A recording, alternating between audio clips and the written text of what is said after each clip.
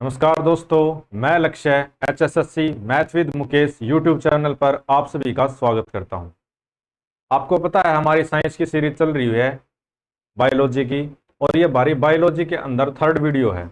इससे पहले हमने सेल करा दिया, टिश्यू करा दिया। आज हम टिश्यू के बाद ब्लड पढ़ने वाले हैं, क्योंकि जब हमने पढ़ा था कनेक्टिव टिश्यू, तो कनेक्टिव टिश्यू में हमने पढ़ा था कि ब्लड भी एक कनेक्टिव टिश्यू है। और मैंने पिछली वीडियो में ही बताया था कि हम नेक्स्ट वीडियो ब्लड के ऊपर पढ़ेंगे, क्योंकि ब्लड से बहुत ज्यादा क्वेश्चन बनते हैं HSC के अंदर, और ब्लड वैसे भी बहुत ज्यादा इंपॉर्टेंट टॉपिक है। तो आइए स्टार्ट करते हैं हम ब्लड को। ब्लड का मतलब क्या होता है? हिंदी में बोले तो रक्त, या वैसे खून बोल देते हैं इसको।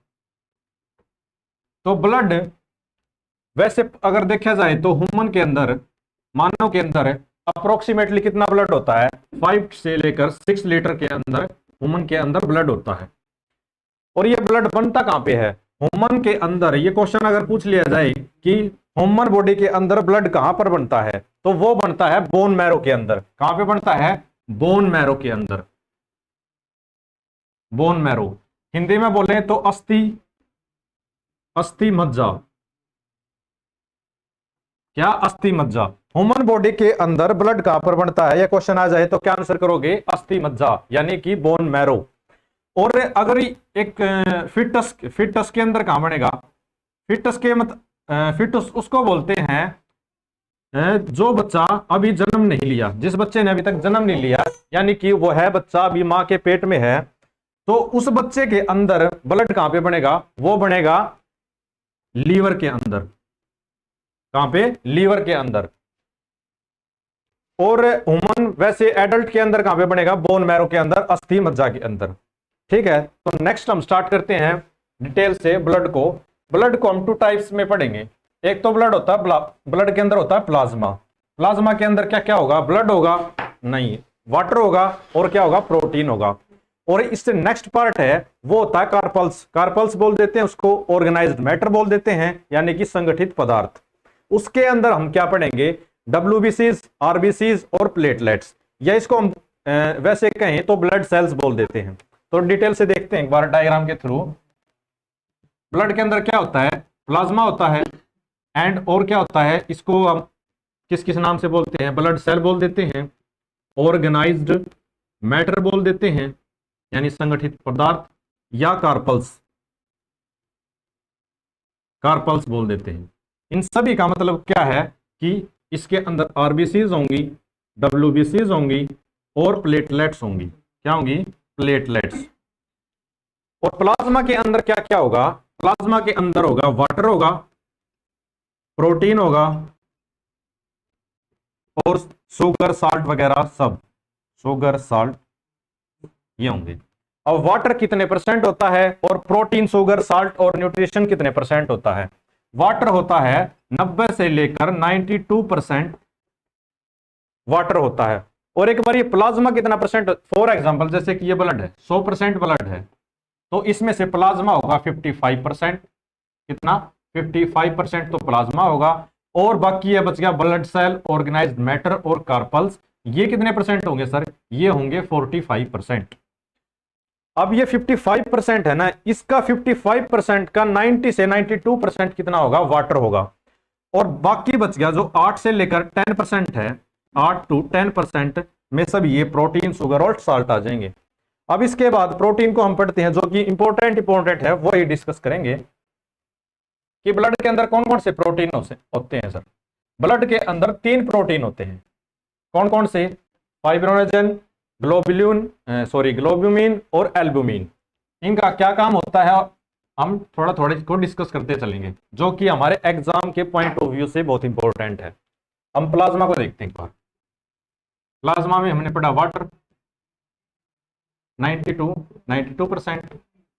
फिर हमने पढ़ा अभी प्रोटीन 8 से लेकर 10% तक। अब प्रोटीन कौन कौन से होते हैं? मैंने 3 प्रोटीन बताए आपको। 3 type of protein are present in the blood. 3 type of protein are present in the blood. First one कौन सा है sir? Fibrinogen. and second one is globulin, and third one is albumin.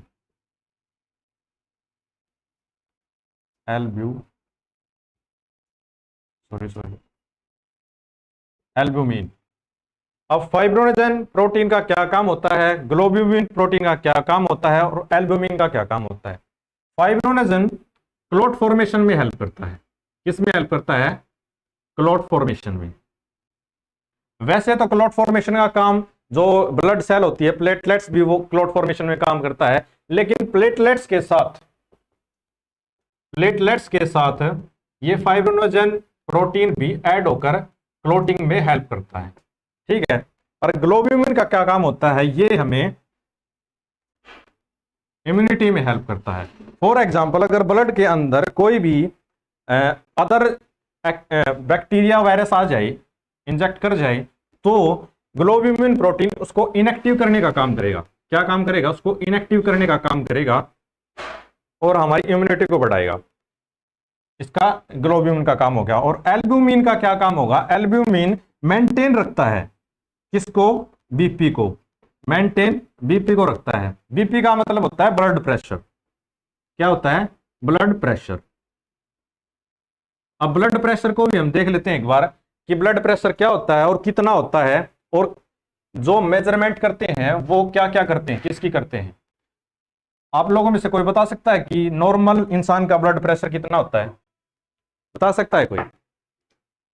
देखते हैं एक बार BP कितना होता है। BP को हम मेजर करते हैं 120/80। ये 120 क्या है और 80 क्या है? 120 का मतलब होता है mmHg के अंदर, और नीचे 80 होता है। ये होता है सिस्टोलिक, और ये होता है डायस्टोलिक। अब सिस्टोलिक क्या होता है और डायस्टोलिक क्या होता है? ये हार्ट की एक पंपिंग होती है, कॉन्ट्रैक्शन और रिलैक्सेशन। जब भी हार्ट बीट करता है तो पूरी बॉडी के अंदर ब्लड सर्कुलेशन किसके द्वारा होता है? हार्ट के द्वारा होता है, क्योंकि हार्ट पंपिंग करता है और पूरी बॉडी के अंदर ब्लड फ्लो करता है, और ब्लड के द्वारा ही पूरी बॉडी के अंदर ऑक्सीजन पहुंचती है, हर सेल तक, हर ऑर्गन तक। इसीलिए तो हमने पढ़ा था कि ब्लड एक कनेक्टिव टिश्यू है, पूरी बॉडी को कनेक्ट करके रखता है।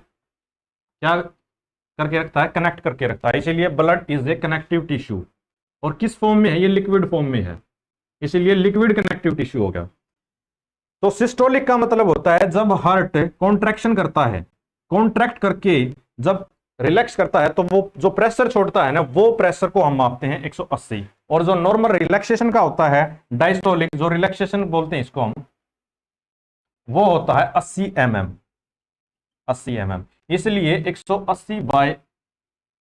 120/80 हम बीपी को नॉर्मल बीपी मानते हैं। यह है हमारी हार्ट की कॉन्ट्रैक्शन और रिलैक्सेशन का मेजरमेंट है।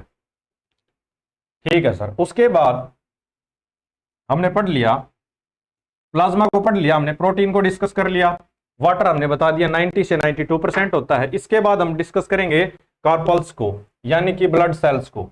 ब्लड सेल्स अभी मैंने बोर्ड पे लिखा था कि 3 टाइप की होती हैं, आरबीसीज, डब्ल्यूबीसीज और प्लेटलेट्स। ब्लड सेल लिखता हूं मैं यहाँ पे, ब्लड सेल। ब्लड के अंदर RBCs first one is, second one is डब्ल्यूबीसीज, and third one platelets. RBC का मतलब क्या होता है सर? खून के अंदर जो रेड ब्लड सेल होती है ना, उनको हम आरबीसीज बोलते हैं, और खून के अंदर जो व्हाइट ब्लड सेल होती हैं उनको हम डब्ल्यूबीसीज बोलते हैं। प्लेटलेट्स को हम प्लेटलेट्स बोलते हैं। अब आरबीसीज को रेड ब्लड सेल, तो हमने इसकी डेफिनेशन, इसकी फुल फॉर्म बता दी, रेड ब्लड सेल। एक बार क्वेश्चन में यह पूछ लिया जाता है कि आरबीसीज को हम साइंटिफिक नेम से क्या बोलते हैं? इसको बोलते हैं हम अर्थ्रोसाइट। क्या बोलते हैं? आरबीसीज का ये पूछ लिया जाए कि साइंटिफिक नेम क्या है, वो है अर्थ्रोसाइट। और डब्ल्यूबीसीज का अगर साइंटिफिक नेम पूछ लिया जाए तो वो क्या है? ल्यूकोसाइट। एंड प्लेटलेट्स का थ्रोम्बोसाइट्स। क्या है? थ्रोम्बोसाइट्स। ये वो क्वेश्चन है जो कि सभी को नहीं पता होगा। साइंटिफिक नेम थोड़ा डिटेल से अगर पूछ लिया जाए, ये तो कोई भी बता देगा आरबीसीज का रेड ब्लड सेल है, लेकिन उसका साइंटिफिक नेम पूछा जाएगा कई बार, तो साइंटिफिक जिसको नेम नहीं पता वो याद कर ले, उसका नाम क्या है, अर्थ्रोसाइट है। और डब्ल्यूबीसीज का ल्यूकोसाइट्स और प्लेटलेट्स का थ्रोम्बोसाइट्स। इसके बाद हम एक एक डिस्कस करते हैं आरबीसीज के बारे में, कितना इसका टाइम लाइफ होती है, कितनी हमारे नंबर में पाई जाती है, कितना नंबर होता है हमारे वर्ल्ड के अंदर। रेड ब्लड सेल यानी अर्थ्रोसाइट।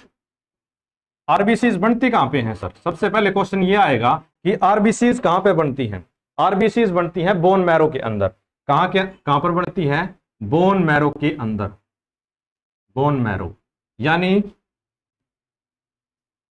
अस्थि मज्जा के अंदर। कहां पर बनेगी? अस्थि मज्जा के अंदर। अगर आरबीसीज डिस्ट्रॉय हो जाती हैं यानी कि मर जाती है, तो वो कहां जाके डेड होगी? वो होगी, डिस्ट्रॉय होंगी स्प्लीन के अंदर। कहां पे? स्प्लीन।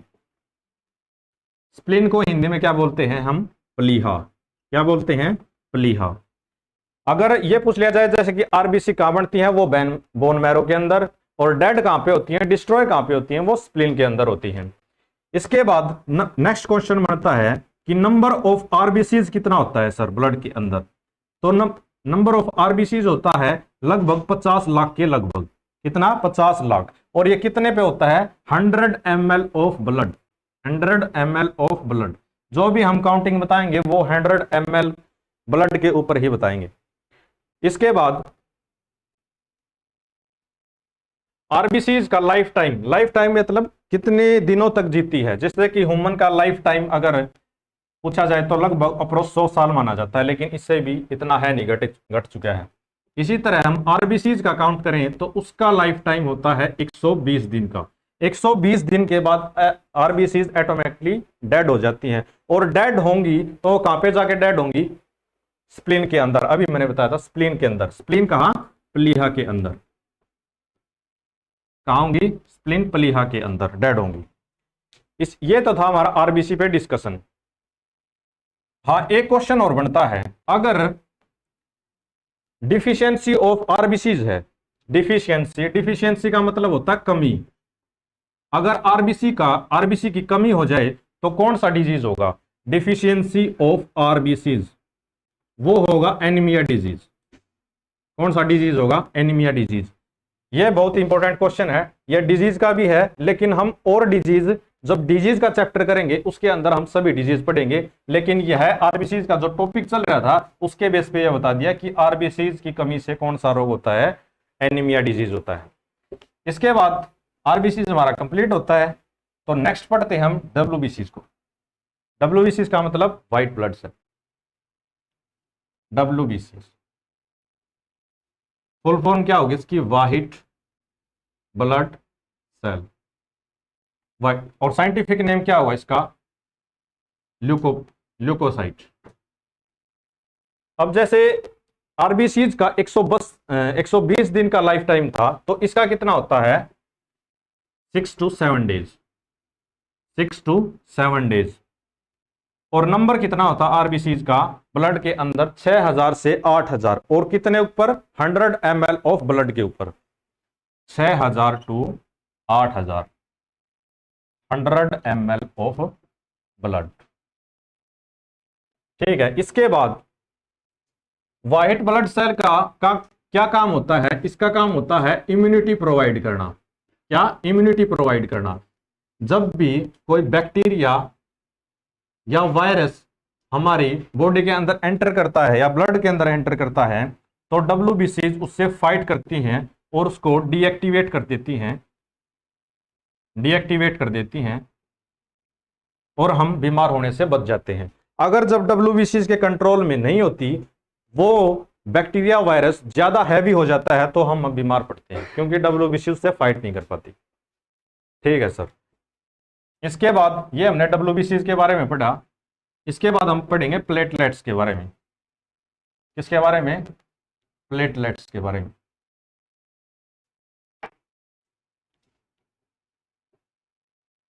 प्लेटलेट्स आपने सुना होगा कि एक बीमारी होती है डेंगू। अगर डेंगू बीमारी हो जाती है तो आपने सुना होगा कि उसकी प्लेट्स घट गई। देसी भाषा में क्या है? प्लेट घट गई। तो ये प्लेटलेट्स वही प्लेटलेट्स हैं जो डेंगू डिजीज के अंदर कम हो जाती हैं, और इनके कम होने से इंसान मर भी सकता है। अब अगर मर सकता है तो मिनिमम कितनी होनी होनी चाहिए और नॉर्मल इंसान के अंदर ये कितनी होती है? इनका नंबर होता है 3 to 5 3.5 3 से 3.5 लाख के बीच होती हैं ये नॉर्मल इंसान के अंदर। लेकिन अगर मिनिमम पूछा जाए, किसी इंसान के अंदर अगर 1.5 लाख भी प्लेटलेट्स हैं तो वो जीवित रह सकता है। अगर वो कम हो जाती हैं सेल्स तो वो डेंजर सिचुएशन में आ सकता है, डेंजरस सिचुएशन में आ जाएगा। इससे कम नहीं होनी चाहिए। इसके बाद प्लेटलेट्स का क्या काम होता है सर? इनका काम होता है क्लोटिंग का। क्लोटिंग का मतलब खून का थक्का बनाने के काम आता है। क्लोट फॉर्मेशन में, इसमें क्लोट फॉर्मेशन में खून का थक्का बनाने में काम करती है। फॉर एग्जाम्पल, अगर ये हमारी बॉडी है, इसमें कहीं इंजरी हो जाए, क्या हो जाए? इंजरी हो जाए और कट लग जाए और ब्लड बहने लग जाए, तो उसको रोकने के लिए भी तो कुछ ना कुछ चाहिए। अगर हमारे यहाँ कट लग गया और पूरा खून बाहर से निकल गया तो बॉडी डेड हो सकती है। इसलिए उसको क्लोट फॉर्मेशन, खून को रोकने के लिए जो काम करती है वो प्लेटलेट्स करती हैं। और किसके साथ मिलकर? अभी हमने डिस्कस किया था, प्लेटलेट्स के साथ एक प्रोटीन मिलेगा, फाइब्रिनोजेन प्रोटीन होगा, और एक विटामिन होता है विटामिन के। ये तीनों मिलकर आपस में क्लोट फॉर्मेशन में हेल्प करती हैं और हमारी इंजरी को भरती हैं, जो कि खून को रोक सके। ठीक है, क्लोट फॉर्मेशन में। इसके बाद नेक्स्ट क्या है?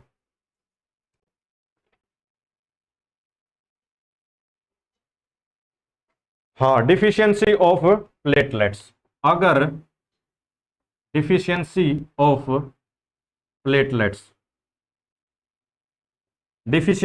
प्लेटलेट्स, हमने आरबीसीज पढ़ा था कि डिफिशियंसी ऑफ आरबीसीज से कौन सा डिजीज होता है? वो होता है एनीमिया। और डिफिशियंसी ऑफ प्लेटलेट्स से कौन सा डिजीज होगा? वो होगा डेंगू डिजीज होगा। डेंगू डिजीज किसके कारण होता है? एक मॉस्किटो के कारण होता है, यानी एक मच्छर के कारण होता है। वो मच्छर कौन सा होता है सर? एफ एडीज होता है वो मच्छर। और ये एफ एडीज फीमेल मॉस्किटो होती है, यानी कि फीमेल मच्छर होता है।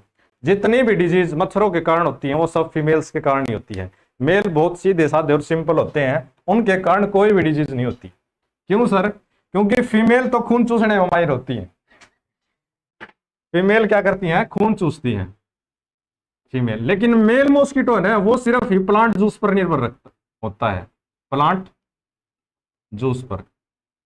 जो मेल मॉस्किटो होता है वो प्लांट जूस पर निर्भर होता है, लेकिन फीमेल को ब्लड चाहिए होता है, ह्यूमन ब्लड। और क्यों चाहिए होता है? क्योंकि उन्होंने एग देने होते हैं। वो किसी न किसी ब्लड के अंदर एग देंगे, उन एग देने के लिए उनको खून की जरूरत होती है।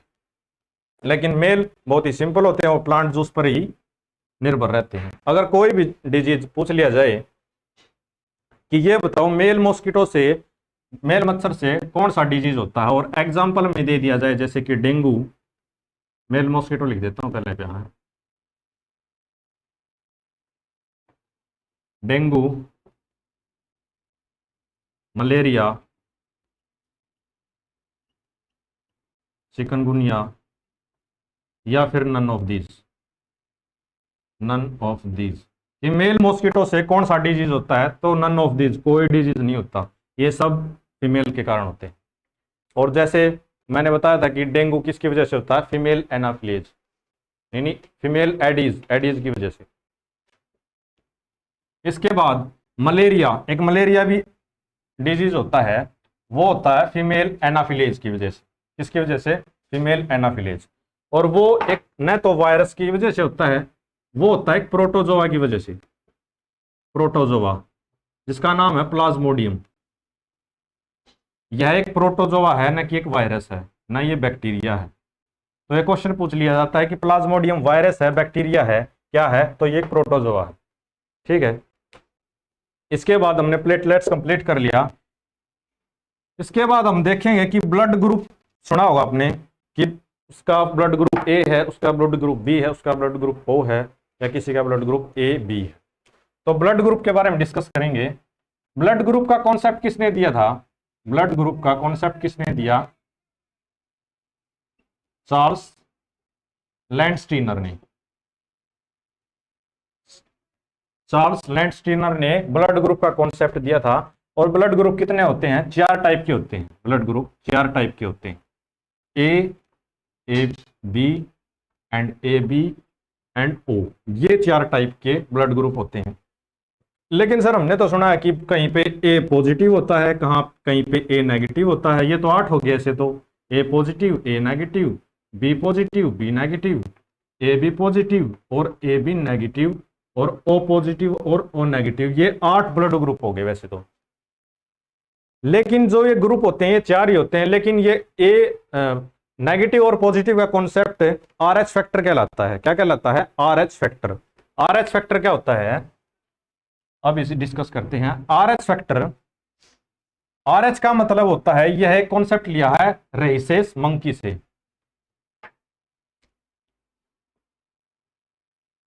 यह एक बंदर था, रेसेस मंकी। इसके अंदर स्पेशल टाइप का एक प्रोटीन होता है। क्या होता है? स्पेशल टाइप का प्रोटीन होता है। अगर वो प्रोटीन किसी इंसान के अंदर है तो उसका ब्लड ग्रुप होगा पॉजिटिव। अगर वो प्रोटीन उस इंसान के अंदर नहीं है तो उसका ब्लड ग्रुप होगा नेगेटिव। इस मंकी के बेस पे ही साइंटिस्टों ने पता किया था कि जो प्रोटीन इस मंकी के अंदर है, अगर वही प्रोटीन किसी इंसान के अंदर है तो उसका blood group A positive, B positive, A B positive या ओ पॉजिटिव होगा। अगर यह प्रोटीन उस इंसान के अंदर नहीं है, इस प्रोटीन की सीक्वेंस होगी तो उसका ए नेगेटिव, बी नेगेटिव और ए बी नेगेटिव होगा और ओ नेगेटिव होगा। इसके आधार पर ब्लड ग्रुप ए पॉजिटिव और नेगेटिव हम डिसाइड करते हैं। अब ए ब्लड ग्रुप किसको ब्लड डोनेट कर सकता है और बी ब्लड ग्रुप किसको डोनेट कर सकता है? अभी हम टेबल बना के देखेंगे एक बार। इसके बाद देखते हैं ब्लड ग्रुप को टेबल के आधार से। ब्लड ग्रुप को जैसे A blood group, B blood group and A B and O blood group. या किसको डोनेट कर सकता है? Donor, gainer, antigen and antibody. Antibody क्या होता है? एंटीबॉडी जो भी कोई, अगर शरीर के अंदर कोई भी वायरस या बैक्टीरिया आ जाए ब्लड के, उसको डीएक्टिवेट करने के लिए जो ब्लड ग्रुप एंटीबॉडी बनाता है ना, उसको डीएक्टिवेट करने के लिए। जैसे कि ए ब्लड ग्रुप के अंदर बी एंटीबॉडी होती है। कौन सी? ए ब्लड ग्रुप के अंदर कौन सी एंटीबॉडी होती है? B antibody. और एंटीजन कौन सा होगा? जो बाहर से ब्लड के अंदर आया हुआ है, एंटीजन, और एंटीजन की वजह से ही एंटीबॉडी बनती है। ए ब्लड ग्रुप के अंदर कौन सा एंटीजन होगा? ए होगा। और बी ब्लड ग्रुप के अंदर एंटीजन कौन सा? बी ही होगा। और एंटीबॉडी कौन सी होगी? एंटीबॉडी उसके अंदर ए ही होगी। इनके अपोजिट होंगे ये दोनों। इसके बाद ए बी ब्लड ग्रुप के अंदर एंटीजन कौन सा होगा? ए बी होगा। Blood A B, A antigen A and antigen B. और ए बी ब्लड ग्रुप के अंदर कोई भी एंटीबॉडी नहीं होती। क्या नहीं होती? कोई भी एंटीबॉडी नहीं होती। और ब्लड ग्रुप ओ के अंदर कोई एंटीजन नहीं होता, लेकिन एंटीबॉडी कौन कौन सी होती है? एंटीजन, एंटीबॉडी ए और एंटीबॉडी बी। लेकिन एंटीजन ओ ब्लड ग्रुप के अंदर नहीं होता। अब देखते हैं डोनर। ए ब्लड ग्रुप किसको ब्लड डोनेट कर सकता है? ए को तो करेगा ही करेगा, उसके अलावा ए बी को करेगा। और ब्लड ग्रुप बी किसको डोनेट करेगा? बी को तो करेगा ही, साथ के साथ ए बी को भी करेगा। अब ए ब्लड ग्रुप किसे करेगा? इसके बाद ए बी ब्लड ग्रुप किसको डोनेट करेगा? ए बी को करेगा। और ओ ब्लड ग्रुप ए को भी करेगा, बी को भी, ए बी को भी और ओ को भी। डोनर का मतलब क्या होता है? देने वाला। और गेनर का मतलब क्या होता है? लेने वाला। कि ब्लड ग्रुप ए किसको दे सकता है और ए ले किससे सकता है। ब्लड ग्रुप बी दे किसको सकता है और ले किससे सकता है। ब्लड ग्रुप ए बी को ही ले सकता है, देने वाला है। और ब्लड ग्रुप ए किसी को भी ब्लड ग्रुप दे सकता है। इसके बाद गेन किससे कर सकता है? ए ओ से करेगा, बी ओ इसमें यूनिवर्सल डोनर है। क्या है? यूनिवर्सल डोनर है ओ। यहाँ पे A B and A B. और ओ ब्लड ग्रुप किससे ले सकता है? सिर्फ ओ से ले सकता है। किससे ले सकता है? ए। इसी वजह से अगर blood group A B O है, अगर किसी को खून लेना है तो ओ ब्लड ग्रुप किसी को भी दे सकता है, जैसे कि universal donor. Universal donor O blood group. अगर किसी को ब्लड चाहिए तो ओ ब्लड ग्रुप सभी को दे सकता है, ए को भी देगा, बी को भी देगा, ए बी को भी देगा, ओ को तो देगा ही देगा। अगर ब्लड ग्रुप चाहिए, ए बी को अगर ग्रुप खून चाहिए तो वो किसी से भी ले सकता है, इसीलिए इसको यूनिवर्सल गेनर बोलते हैं। अगर किसी को ब्लड चाहिए तो ओ ब्लड ग्रुप वाला किसी को भी दान कर सकता है, लेकिन अगर ए बी को जरूरत पड़ गई खून की तो वो किसी से भी, ए चाहे उसका ए ब्लड ग्रुप हो, चाहे बी हो, चाहे ओ हो, चाहे या ए बी हो, वह सभी से खून ले सकता है। ये तो था हमारा ब्लड ग्रुप का चार्ट, आपको समझ में आ गया होगा। इसके बाद हमारी पीछे वाली आरबीसी और डब्ल्यूबीसी के अंदर कुछ पॉइंट्स रह गए थे, वो भी एक बार डिस्कस कर लेते हैं कि blood bank of the body किसे कहा जाता है, ग्रेवयार्ड ऑफ द बॉडी किसे कहा जाता है। आपको पता है blood bank of the body, blood bank of the body किसे कहा जाता है? स्प्लीन को कहा जाता है, स्प्लीन को। और इसको graveyard of the body भी बोला जाता है। किसको? स्प्लीन को ही। क्यों बोला जाता है? हमने डिस्कस किया था कि आरबीसीज जब भी डेड होंगी कहां पे जाके होंगी? स्प्लीन के अंदर होंगी, इसलिए इसको ग्रेवयार्ड ऑफ द बॉडी बोला जाता है। अगर आरबीसी ज्यादा अमाउंट में हो जाएं तो स्टोर एक्सेस अमाउंट में, अगर स्टोर एक्सेस होगी तो स्टोर कहां पे होंगी? वो भी स्प्लीन के अंदर ही होंगी, इसीलिए इसको blood bank of the body spleen बोला जाता है, ग्रेवयार्ड ऑफ द बॉडी भी ही स्प्लीन को ही बोला जाता है। इसके बाद यह हमारी क्लास समाप्त होती है। आशा करता हूं आप सभी को क्लास पसंद आई होगी, और इसको लाइक करना, सब्सक्राइब करना और शेयर करना। Thank you.